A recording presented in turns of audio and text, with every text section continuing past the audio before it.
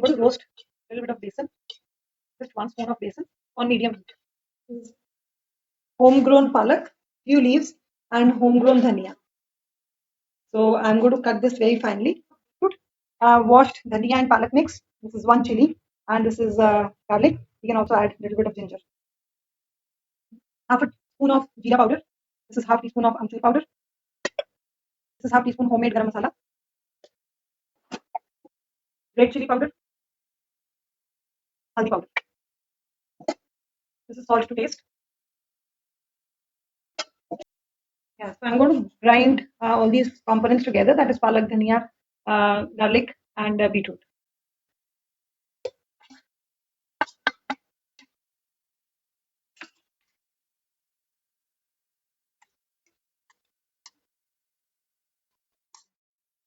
This is 1 teaspoon of roasted besan.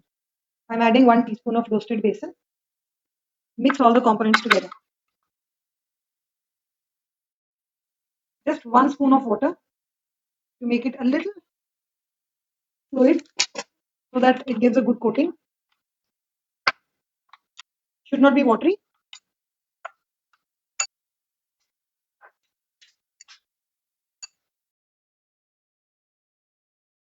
Add a teaspoon of oil. Help this marination to stick better. Oil will help the marinade to stick better to cheese pieces. I've cut these pieces this thin, and I'll be coating this with a layer of Pudina slice. This Pudina sauce, and put one over the other, and I'll be coating this on all sides with the marinade. Coat all the sides nicely with this mixture.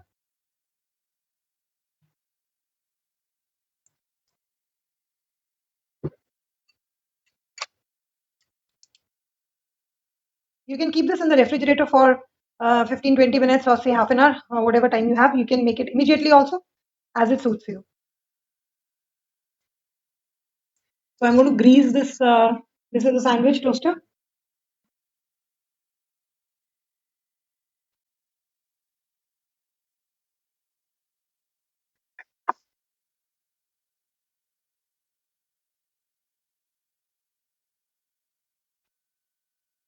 I'm going to leave this for around 5 minutes till done. You can keep checking. And I'm keeping a plate below this. So in case some liquid oozes out, it will come into this.